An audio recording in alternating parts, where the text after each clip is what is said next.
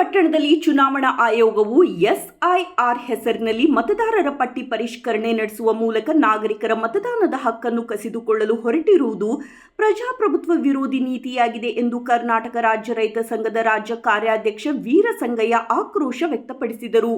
ಕೂಡ್ಲಿಗಿ ಪಟ್ಟಣದ ಶ್ರೀ ಕೊತ್ತಲಾಂಜನೇಯ ಪಾದಗಟ್ಟಿ ಹತ್ತಿರ ಎಸ್ಐಆರ್ ವಿರೋಧಿ ಕರ್ನಾಟಕ ಕೂಡ್ಲಿಗಿ ತಾಲೂಕಾ ಅಧ್ಯಕ್ಷರಾದ ನಲ್ಲಮುತ್ತಿ ರಮೇಶ್ ಅವರ ಅಧ್ಯಕ್ಷತೆಯಲ್ಲಿ ಕಾರ್ಯಕ್ರಮ ನಡೆಯಿತು. ಜಾಥಾ ಮಾಡ್ತದೆ ಅಂತ ಎಲ್ಲ ರೈತರು ಸಪೋರ್ಟ್ ಮಾಡಿದ್ವಿ. ಅದಕ್ಕೆ ಎಲ್ಲರೂ ಒಗ್ಗಟ್ಟಾಗಿ ಆಯ್ತು ಮಾಡೋಣ ಈ ಸಮಾರಂಭ ಕಾರ್ಯಕ್ರಮ ಒಳ್ಳೆ ಚೆನ್ನಾಗಿ ನಡೆದಿದೆ. ಅದಕ್ಕಾಗಿ ನಾವು ಇಷ್ಟಪಟ್ಟು ನಮ್ಮ ಗುರುಗಳು ಪರಿಷ್ಕಾರ ಮಾಡ್ತೇವೆ. ಜನಾಂಗಕ್ಕೆ ಪರದಾಟ ಇಟ್ಟಿದ್ದಾರೆ. ಕಾರಣ ಏನಂದ್ರೆ ಇವರೇ ಒಳಗೆ ನುಸ್ಕೊಳ್ಳೋರು, ಇವರೇ ಪರದಾಡ್ಸೋರು, ನಮ್ಗೆಲ್ಲ ಏನಂದ್ರೆ ನಮ್ಗೆಲ್ಲ ಕೀಳು ಮಟ್ಟವಾಗಿ ನೋಡೋರು. ಇದು ಸರ್ಕಾರ ಆಡಳಿತ ಮಾಡ್ತಾ ಇರೋದು ತಪ್ಪ ಅಥವಾ ಜನಗಳು ಭಾರತ ದೇಶದಲ್ಲಿ ನೆಮ್ಮದಿಯಿಂದ ಬಾಳ್ತಾ ಇರೋದು ಕಷ್ಟನೋ ಅದು ಏನಂತ ಅರ್ಥ ಆಗ್ತಾ ಇಲ್ಲ. ಇದು ಬೇರೆ ರಾಜ್ಯಗಳಲ್ಲಿ ಮೊನ್ನೆ ಪಶ್ಚಿಮ ಬಂಗಾಳದಲ್ಲಿ 90 ಲಕ್ಷ ತೆಗೆದ್ರು, ಆಸಾಂನಲ್ಲಿ ತೆಗೆದ್ರು, ಗೋವಾದಲ್ಲಿ ತೆಗೆದ್ರು, ಎಲ್ಲ ತೆಗೆದ್ರು. ಕಾರಣ ಏನಿದು? ಇಲ್ಲಿ ಒಂದು ಇನ್ಸಲ್ ತಪ್ಪಾದರೆ ನಾವು ಸರಿ ಮಾಡ್ಕೊಳ್ತೀವಿ. ಭಾರತ ದೇಶದಲ್ಲಿ ನಮ್ಮದು ವೆಬ್ಸೈಟ್ ಇರ್ತತೆ, ನಮ್ಮದು ಇದು ಇರ್ತತೆ, ಆನ್ಲೈನ್ ಇರ್ತತೆ, ಅದು ಸರಿಪಡಿಸ್ಕೊಳ್ತೀವಿ. ನೀವು ಯಾಕ್ರಿ ಇಷ್ಟು ಬೆಂಕಿ ಬಿದ್ದಿದ್ದೀರಿ ನಿಮ್ಮ ಹೊಟ್ಟೆಯಲ್ಲಿ? ಭಾರತ ದೇಶದಲ್ಲಿ ನೆಮ್ಮದಿ ಕೊಡ್ರಿ. ಅದು ಬಿಟ್ಟು ನೀವು SRA ಥರ ಒಂದು ರೂಲ್ಸ್ ಮಾಡಿ ಇಲ್ಲಿದ್ದು ವೋಟ್ ಲಿಸ್ಟ್ ತೆಗಿಬೇಕಂತ ನಿಮ್ಗೆ ಯಾರು ಹಾಕ್ಕೊಟ್ರು? ವೋಟ್ ಹಾಕಿ ನೀವು ನಾವು ಕೆಲಸ ಕೊಟ್ಟು ಪಾರ್ಲಿಮೆಂಟಲ್ಲಿ ಅಧಿಕಾರ ಚಲಾಯಿಸ್ತಾ ಇದ್ದೀರಾ. ಪಾರ್ಲಿಮೆಂಟಲ್ಲಿ ಅಧಿಕಾರ ಯೋಜನೆಯ ಅಧ್ಯಕ್ಷರಾದಂತ ಜಲಾನಂದ್ ಅವ್ರು ಬಂದಿದ್ದಾರೆ. ಅವ್ರು ಬಂದು ವೇದಿಕೆ ಮೇಲೆ ಕುಂದಿರ್ಬೇಕು. ಚಲಾಯಿಸ್ತಾ ನೀವು ಭಾರತ ದೇಶದಲ್ಲಿ ಹಿಂದೂ ಮುಸ್ಲಿಂ ಎಲ್ಲರೂ ಬಾಯಿ ಆಗಿ ಬದುಕ್ತಾ ಇರೋದು ಇದರಲ್ಲಿ ಕಂಡ ಏನಂತ ಅರ್ಥನೇ ಆಗ್ತಾ ಇಲ್ಲ. ಹೆಂಗ್ ಬದುಕ್ತಾ ಇದೀವಿ ಅಂತ ಅರ್ಥ ಆಗ್ತಾ ಇಲ್ಲ. ಆ ತರ ಎಲ್ಲ ಮಾಡಿ ಇಟ್ಟಿದ್ದೀರಲ್ಲ, ನಿಮ್ಗೆ ಸ್ವಲ್ಪ ನಾಚಿಕೆ ಆಗ್ತಾ ಇಲ್ಲಪ್ಪ. ಏನೇನೋ ತೆಗಿತೀರಿ. 70 ವರ್ಷದ್ದು ತಾಂಬರ್ಬೇಕು ಅಂತೀರಿ. ಮತ್ತೆ 20 ಈಗ ಹೈದರಾಬಾದ್ ಕರ್ನಾಟಕ ಒಂದು ಮಾಡಿದಾರಂತೆ ಸರ್. ಅದು 2002 ಐಡೆಂಟಿ ಪ್ರೂಫ್ ಅಲ್ಲಿ ಇರ್ಬೇಕಂತೆ. 2002 ಇಲ್ಲಾಂದ್ರೆ ಹೈದರಾಬಾದ್ ಕರ್ನಾಟಕ ಮಾಡ್ಕೊಡೋದಿಲ್ಲ ಅಂತ. ಏನ್ರಿ ಇದು? ಏನ್ ನಡೀತಾ ಇದೆ ನಮ್ಮ ದೇಶದಲ್ಲಿ ಅಂತ ಗೊತ್ತಾಗ್ತಾ ಇಲ್ಲ. ಈ ಬಡ ಜನಗಳಿಗೆ ನಮ್ಮ ಕಡೆ ಏನಾಗಿದೆ ಅಂದ್ರೆ ಇದು ನಾವೇನೋ ಬಂಬಡಿ ಹೊಡಿತಾ ಇದೀವಿ, ಹೋಗ್ತಾ ಇದೀವಿ ಅಂತ ತಿಳ್ಕೊಂಡ್ಬಿಟ್ಟಿದ್ದಾರೆ. ಮಾಹಿತಿ ಕರೆಕ್ಟಾಗಿ ಹಳ್ಳಿಗಳ ಜನಕ್ಕೆ ಗೊತ್ತಾದ್ರೆ ನಿಮ್ಮ ಸರ್ಕಾರ ಅಲ್ಲ, ನೀವು ನಾಪತ್ತೆ ಆಗಿ ಹೋಗ್ಬಿಡ್ತೀರಾ. ಇದು ಅರ್ಥ ಆಗ್ತಾ ಇಲ್ಲ ನಿಮ್ಗೆ. ಯಾಕಂದ್ರೆ ನಮ್ಮ ದೇಶದಲ್ಲಿ ನೆಮ್ಮದಿಲಿಂದ ಬದುಕ್ತಾ ಇದೀವಿ ನಾವು. ನೀವೇನೇ ತಂಟೆ ಇಟ್ರು ನೆಮ್ಮದಿಲಿಂದ ಬದುಕ್ತಾ ಇದೀವಿ. ಆದ್ರೆ ಬಾಂಗ್ಲಾದೇಶದವರು ಅವ್ರಿಗೆ ಇವರೆಲ್ಲ ಕರ್ಕೊಂಡು ನಮ್ಮ ಕರ್ನಾಟಕದಲ್ಲಿ ಎಷ್ಟು ಜನ ತೋರಿಸ್ಬೇಕು ನಿಮ್ಗೆ? ದಕ್ಷಿಣ ಕರ್ನಾಟಕದಲ್ಲಿ ಎಷ್ಟು ಜನ ತೋರಿಸ್ಬೇಕು ಹೇಳ್ರಿ? ಅವ್ರು ಕರ್ಕೊಂಡು ನೀವು ಒಳಗೆ ಬಿಟ್ಕೊಂಡು ನಮ್ಮ ನಮ್ದಿನ ಕಳೀತಿದ್ರಲ್ಲ. ನಿಮ್ಗೆ ಮಾನವತೆ ಐತೇನ್ರಿ? ಈ ಮಾನವತೆ ನಿಮ್ಗೆ ಮಾನವತೆ ಇದ್ರೆ ಈ ತರ ಎಲ್ಲ ರೂಲ್ಸ್ ತೆಗೆಯೋದಿಲ್ಲ. ನೀವು ದೇಶದಲ್ಲಿ ಒಳಗೆ ಬರುವ ಗಡಿಯಲ್ಲಿಂದ ಒಳಗಡೆ ಬರೋಕ್ಕೆ ನೀವು ಅವಕಾಶ ಕೊಡ್ತೀರಾ, ಮತ್ತೆ ಒಳಗಡೆ ಕರ್ಕೊಂಡು ನಮ್ಗೆಲ್ಲ ಪರದಾಡ್ತೀವಿ. ಇದು ಸರಿ ಕಾಣ್ತಾ ಇಲ್ಲ. ಇದು ನೀವೇ ಸರಿ ಆಗ್ಬೇಕೀಗ. ಯಾಕಂದ್ರೆ ಮುಂದಿನ ಚುನಾವಣೆಯಲ್ಲಿ ನೀವು ಇಂಥವೆಲ್ಲ ರೂಲ್ಸ್ ತಗೊಂಬಂದ್ರೆ ಯಾರು ಓಟ್ ಹಾಕಲ್ಲ ನಿಮ್ಗೆ. ನೀವು ಈ ತರ ಪರದಾಡ್ಸಿದ್ರೆ ನಿಮ್ಮ ಕೈಲಿಂದ ನಮ್ಮ GST ಕಟ್ಸ್ಕೊಂಡು ನಮ್ದು ಎಲ್ಲ ಏನೆಲ್ಲ ನಮ್ದು ಒಂದು ಕೂಲಿ ಮಾಡಿದ್ರು ಕೂಡ GST ಕಟ್ಸ್ಕೊಳ್ತಾ ಇದ್ರು. ಆ GST ಅಲ್ಲಿ ಸರ್ಕಾರ ನಡೆಸ್ಕೊಂಡು ನೀವು ಅಧಿಕಾರ ಚೆನ್ನಾಗಿ ಆ ಕಂಪ್ನಿ ಕೊಟ್ರಿ, ಈ ಕಂಪ್ನಿ ಕೊಟ್ರಿ, ಅದು ಎಲ್ಲ ಕೊಟ್ರಿ. ಕೊನೆಗೆ ಜನಕ್ಕೆ, ರೈತರಿಗೆ, ಕಾರ್ಮಿಕರಿಗೆ ತಾಂಬಂದು ಇಟ್ರಿ. ಇದು ಯಾರು ನಿಭಾಯಿಸ್ಬೇಕಿದು? ಇದು ಯಾರು ನಿಭಾಯಿಸ್ಬೇಕು ಹೇಳ್ರಿ? ಒಂದು ಮನುಷ್ಯ ತಾಲೂಕು ಆಫೀಸಿಗೆ ಬಂದು ಒಂದು ಕೆಲಸ ಮಾಡ್ಕೊಂಡು ಹೋಗ್ಬೇಕಂದ್ರೆ 1 ವಾರ ಅಲಿಬೇಕು. ಅಂಥದ್ರಲ್ಲಿ ಒಂದು ಹಿಂಸೆ ತಪ್ಪಿದೆ ಭಾರತ ದೇಶದ ಒಳಗೆ. ಕರ್ನಾಟಕದಲ್ಲಿ ನಮ್ಮ ತಾಲೂಕು ಆಫೀಸಲ್ಲಿ ನಾವು ಅನುಭವಿಸ್ತಾ ಇದೀವಿ. ಅದು ಬಿಟ್ಟಿದ್ದೀರಾ, ಇದು ಮಾಡ್ತಾ ಇದ್ದೀರಾ. ಬರೇ ಯಾವ್ದಾರ ಒಂದು ಇದ್ರೆ ಮುಸ್ಲಿಂ ಅವರು ಜಾಸ್ತಿ ಜನ ಎಲ್ಲೋ ಪಾಕಿಸ್ತಾನದಿಂದ ಬಂದ್ಬಿಟ್ಟಿದ್ದಾರೆ, ಬಾಂಗ್ಲಾದೇಶದಿಂದ ಬಂದ್ಬಿಟ್ಟು. ನಾವು ಭಾರತೀಯದವ್ರಿ, ನಮ್ದು ಲೀಸ್ಟ್ ತೆಗೀರಿ. ಭಾರತ ದೇಶದಲ್ಲಿ ಇಟ್ಕೊಂಡು ಮುಸ್ಲಿಂ ಅವ್ರದ್ದು ಒಂದು ಆನ್ಸರ್ ಇಟ್ಕೊಂಡು ಇಲ್ಲಿ ಇಡೀ ಭಾರತ ದೇಶನೇ ಕೊಳೆ ಹಾಕ್ತಿದ್ರಲ್ಲ. ಪಾಪ ಅವ್ರೆಲ್ಲ ಏನ್ ಮಾಡ್ತಾ ಇದಾರೆ? ನಿಮ್ಗೆ ವೋಟ್ ಹಾಕಿದ್ದೆ ತಪ್ಪ? ನಿಮ್ಗೆ ವೋಟ್ ಹಾಕಿದ್ದೆ ತಪ್ಪಿದ್ರೆ ಹೇಳ್ಬಿಡ್ರಿ. ಇನ್ನೊಂದ್ಸಲ ನಿಮ್ಗೆ ವೋಟ್ ಯಾವ ಪಕ್ಷದಲ್ಲಿ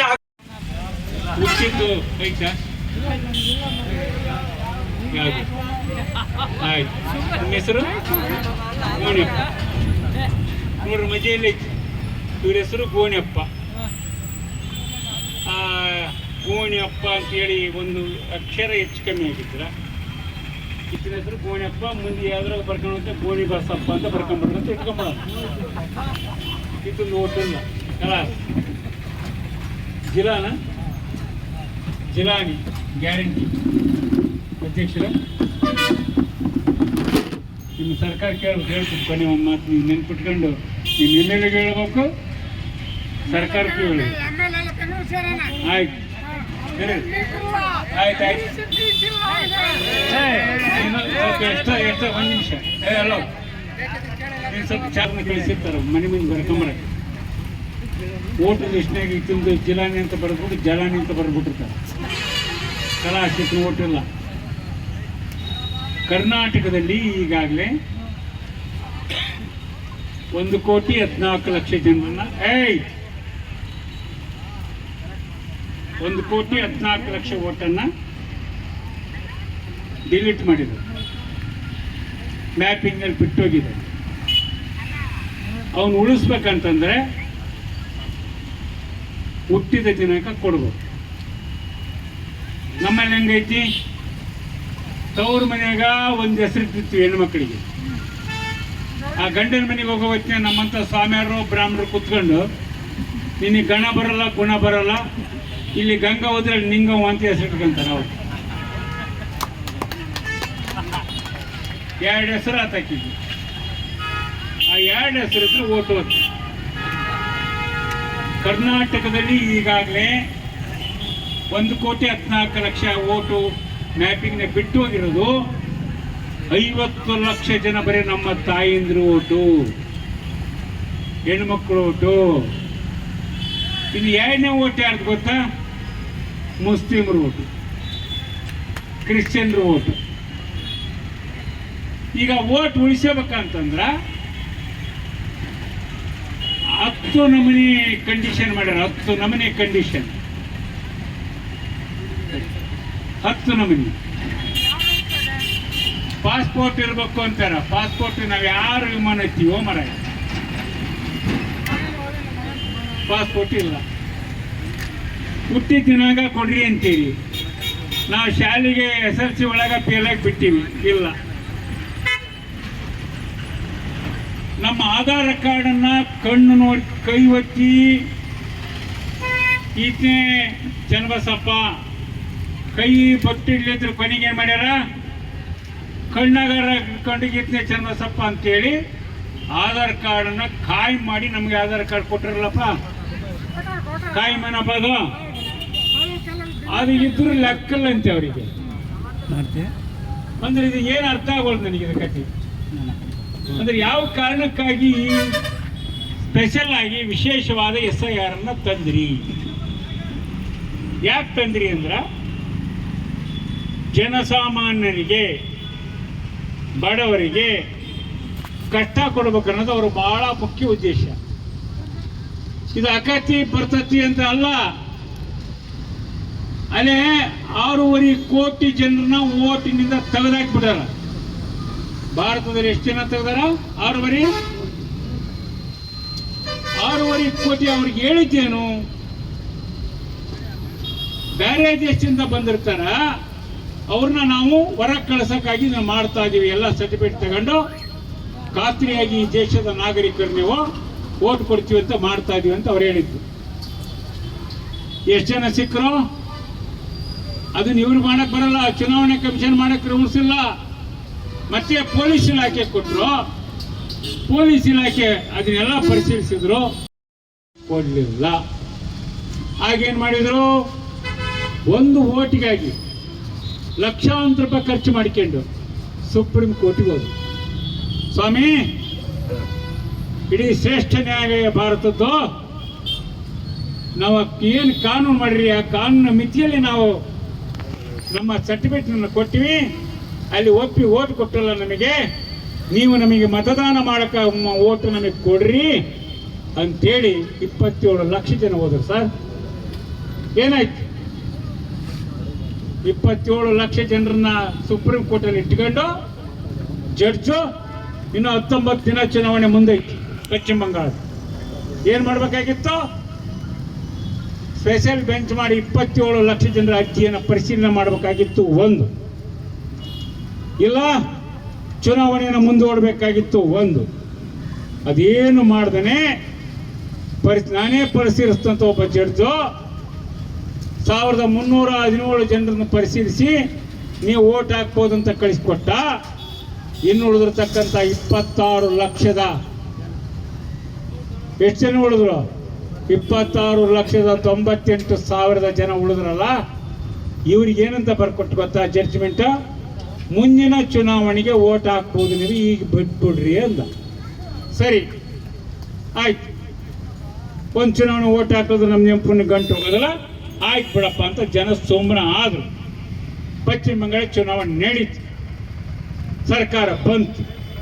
ಸರ್ಕಾರದ ಮುಖ್ಯಮಂತ್ರಿ ಅನೌನ್ಸ್ ಮಾಡಿಬಿಟ್ಟ, ಯಾರ್ಯಾರು ಓಟ್ ಇಲ್ಲೋ ನಿಮಗೆ ಸರ್ಕಾರದ ಯಾವುದೇ ಸೌಲಭ್ಯವನ್ನು ಕೊಡಲ್ಲ. ಸತ್ರನಪ್ಪ ಜನ ಇದ್ದು ಸತ್ತಂಗಲ್ಲನಪ್ಪ. ಅರೆ ಯಾರು ಹೇಳಿದ್ರು ಇವ್ರಿಗೆ? ಯಾರು ಹೇಳಿದ್ರು ಇವ್ರಿಗೆ? ಯಾವ ಜನ ಚಳವಳಿ ಮಾಡಿದ್ರು ಕೇಂದ್ರದ ಮುಂದೆ? ಯಾವ ಚುನಾವಣಾ ಆಯೋಗದ ಮುಂದೆ ಈ ಪ್ರಶ್ನೆ ಬಂತು? ಇಲ್ಲಿವರೆಗೆ ಹೆಂಗಿತ್ತು ಪದ್ಧತಿ? ಪ್ರತಿಯೊಬ್ಬರನ್ನ ಮನೆಗೆ ಬರ್ತಿದ್ರು, 18 ವರ್ಷದವರು ಸೇರಿಸ್ತಿದ್ರು, ಸತ್ರ ಡಿಲೇಟ್ ಮಾಡ್ತಿದ್ರು, ಎರಡೆರಡು ಕಡೆಗಿದ್ರೆ ಒಂದು ಕಡೆ ಕ್ಯಾನ್ಸಲ್ ಮಾಡ್ತಿದ್ರು. ಇದು ಮತ ಪರಿಷ್ಕರಣೆ ವ್ಯವಸ್ಥೆ ಇತ್ತು. ಈಗ ಮಾಡಿದ್ದೇನೋ? ಏನದು ವಿಶೇಷ? ಇದನ್ನೆಲ್ಲ ಒಪ್ಪಕ್ಕೆ ಸಾಧ್ಯನಾ? ಪಶ್ಚಿಮ ಬಂಗಾಳದ ಜನ ಜಾಗೃತಿ ಆಗದಂಗಿರಬಹುದು, ಬಿಹಾರದ ಜನ ಜಾಗೃತಿ ಆಗದಂಗಿರಬಹುದು, ಉತ್ತರ ಭಾರತದ ಜನ ಜಾಗೃತಿ ಆಗದಂಗಿರಬಹುದು. ಕನ್ನಡ ನಾಡಿದ ಹುಷಾರ್. ವೀರ ಸಂಗೊಳ್ಳಿ ರಾಯಣ್ಣ ಬದುಕಿರೋರು, ಮದಕರಿ ನಾಯಕರ ಆಳಿದವರು, ಬಸವಣ್ಣ. ಇನ್ನು ಸಂಸತ್ತಿನ ಕಲ್ಪನೆನೇ ಇಲ್ಲ. ಪ್ರಪಂಚಕ್ಕೆ, ಈ ಭೂಮಿಯ ಮೇಲಿರ್ತಕ್ಕಂಥ ಯಾವುದೇ ದೇಶಕ್ಕೆ ಪ್ರಜಾಪ್ರಭುತ್ವ ಅಂತ ಗೊತ್ತಿಲ್ಲ. ಅಂತ ಟೈಮಲ್ಲಿ ಬಸವಾದಿ ಶರಣರು 770 ಜನ ಕಲ್ಯಾಣ ಅನುಭವ ಮಂಟಪವನ್ನು ಕಟ್ಟಿ ಎಲ್ಲ ಜಾತಿಯ ಸಮಾನರು, ಎಲ್ಲ ಜಾತಿಯ ಜನ ಮಾತಾಡ್ಬೋದು ಅಂತೇಳಿ ವಚನಕಾರರು ನಡೆದಾಡಿರೋ ಭೂಮಿ ಸ್ವಾಮಿಗಳಿದೋ. ಅಷ್ಟು ಮಾತ್ರ ಅಲ್ಲ, ಮಹಾತ್ಮ ಗಾಂಧೀಜಿಯವರು ಅತ್ಯಂತ ಶಾಂತಿಯುತವಾದ ಹೋರಾಟವನ್ನು. ಎಂತ ಹಣೆಬರರಿ ಇದು? ಗೊಬ್ಬರನೇ ಸಿಗ್ತಾ ಇಲ್ಲ, ಯೂರಿಯಾನೇ ಸಿಗ್ತಾ ಇಲ್ಲ, ಸರಿ ಮಳೆ ಬರ್ತಾ ಇಲ್ಲ. ನಮ್ಮ ಪರಿಸ್ಥಿತಿಯಲ್ಲಿ ನಾವು ಸತ್ರೆ ಇಂಥ ರೂಲ್ಸ್ ತಗೊಂಬಂದ್ರು ನೀವು ಇರ್ತೀರಲ್ಲ, ನಾಚಿಕೆ ಹಿಡಿ. ನೀವು ನಾಚಿಕೆ ಆಗ್ಬೇಕು ನಿಮ್ಗೆ. ಇಂಥವೆಲ್ಲ ಮಾಡಬೇಡ್ರಿ. ಯಾಕಂದ್ರೆ ಜನ ಬದುಕೋದು ಕೂಲಿಗೆ ಹೋಗಿ ಸಾಯಂಕಾಲ ಬಂದು ಯಾವಾಗ ಮಲ್ಕೊಳ್ಳಪ್ಪ ಊಟ ಮಾಡಿ ಅಂತ ಸಾಯ್ತಾರೆ. ಅದು ರೊಟ್ಟಿ ಚಟ್ನಿನೂ ಸಿಗೋದಿಲ್ಲ ಇಂಥ ಸಮಯದಲ್ಲಿ. ಅಂತ ಪರಿಸ್ಥಿತಿಯಲ್ಲಿ ಇಂಥ ರೂಲ್ಸ್ ತಗೊಂಬಂದಿರ್ತೀರಲ್ಲ, ತಾಲೂಕು ಆಫೀಸಿಗೆ, ಜಿಲ್ಲಾ ಕೇಂದ್ರಕ್ಕೆ ಎಲ್ಲಿವರೆಗೆ ತಿರ್ಗಾಡ್ಬೇಕು? ಏನು ಹಳ್ಳಿಗೆ ಒಂದು ವೆಬ್ಸೈಟ್ ಇಟ್ಟಿದ್ದೀರಾ ನೀವು? ಸರಿ ಮಾಡ್ಕೊಡ್ರಿ ಅಂತ. ರೂಲ್ಸ್ ಮಾಡೋಕ್ಕಿಂತ ಮುಂಚೆ ನೀವು ತಿಳ್ಕೋಬೇಕು ಏನಂತ. ಒಂದು ಹಳ್ಳಿಗೆ, ಒಂದು ಗ್ರಾಮ ಪಂಚಾಯತಿಗೆ ಇಂಥವೆಲ್ಲ ತಿದ್ದುಪಡಿ ಮಾಡ್ಕೊಡ್ರಿ ಅಂತೇಳಿ ಆ ಅವಧಿ ಇಟ್ಬಿಟ್ಟು ತಿದ್ದುಪಡಿ ಮಾಡ್ಕೊಂಡ್ರೆ ಇದು ನಾವೇನೋ ಬಂಬಡಿ ಹೊಡಿತಾ ಇದೀವಿ, ಹೋಗ್ತಾ ಇದೀವಿ ಅಂತ ತಿಳ್ಕೊಂಡ್ಬಿಟ್ಟಿದ್ದಾರೆ. ಮಾಹಿತಿ ಕರೆಕ್ಟಾಗಿ ಹಳ್ಳಿಗಳ ಜನಕ್ಕೆ ಗೊತ್ತಾದ್ರೆ ನಿಮ್ಮ ಸರ್ಕಾರ ಅಲ್ಲ, ನೀವು ನಾಪತ್ತೆ ಆಗಿ ಹೋಗ್ಬಿಡ್ತೀರಾ. ಇದು ಅರ್ಥ ಆಗ್ತಾ ಇಲ್ಲ ನಿಮಗೆ.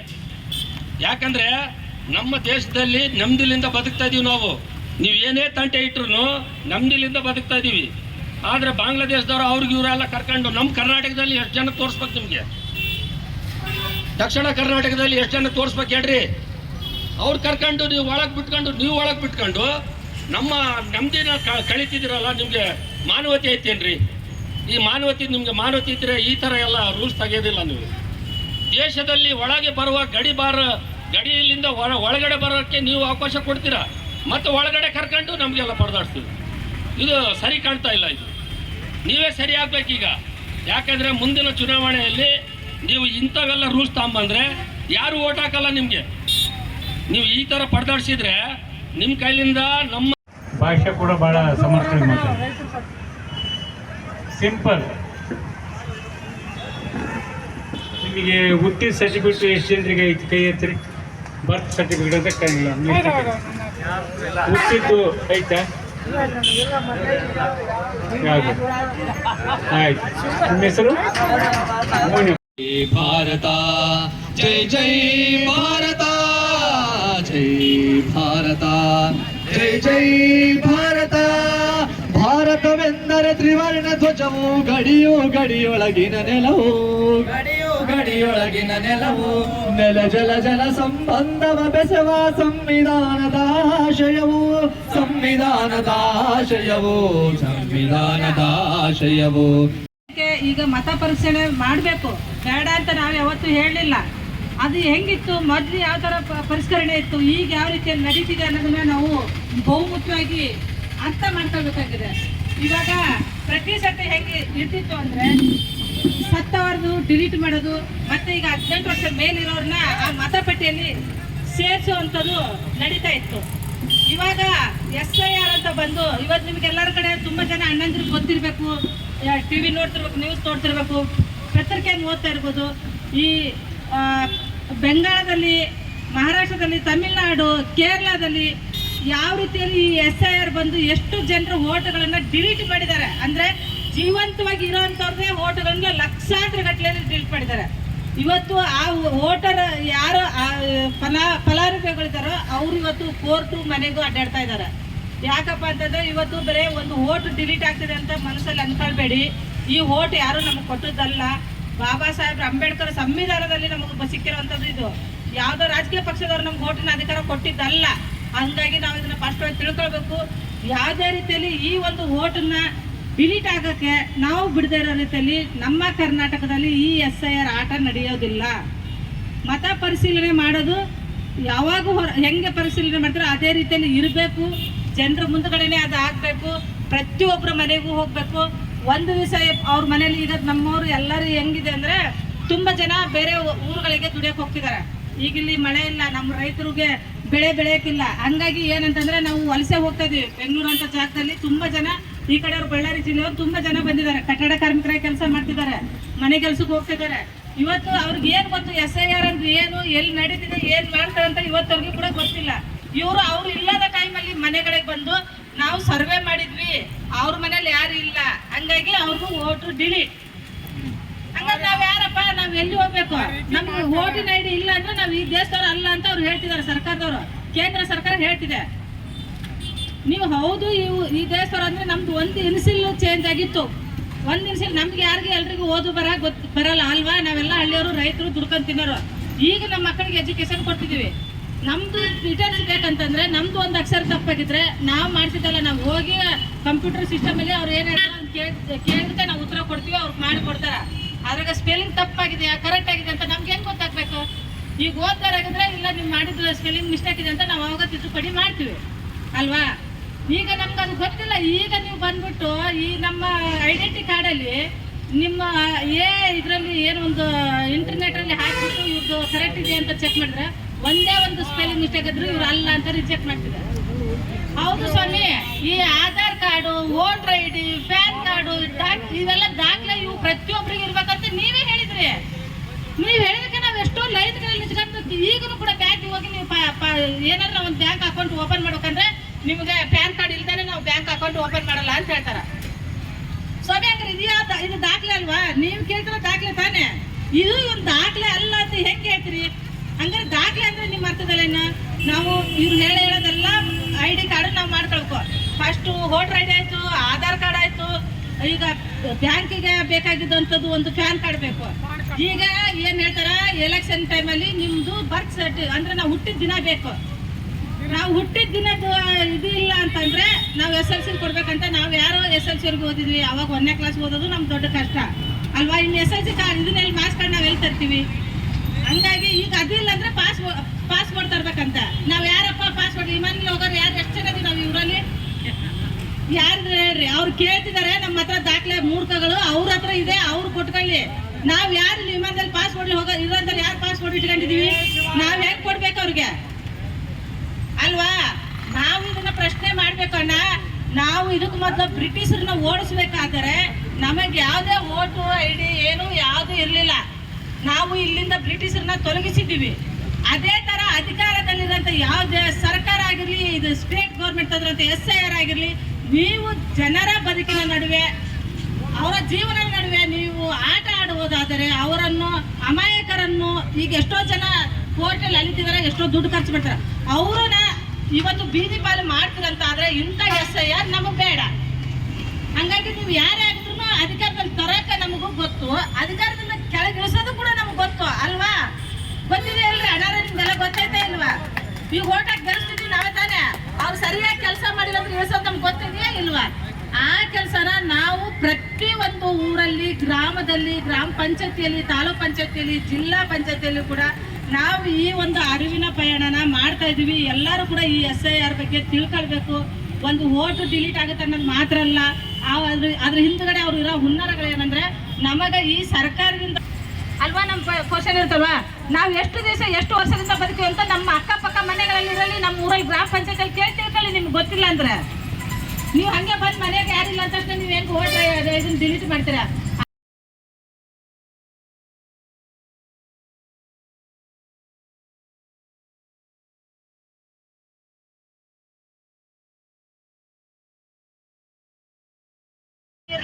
ನಾವು ಈ ನಾಗರಿಕರು ಅಂತ ಒಂದು ಏನೋ ನಾವು ಅನಿಸ್ಕೊಳ್ತೀವೋ ಇದು ಯಾವುದೂ ಇಲ್ಲ.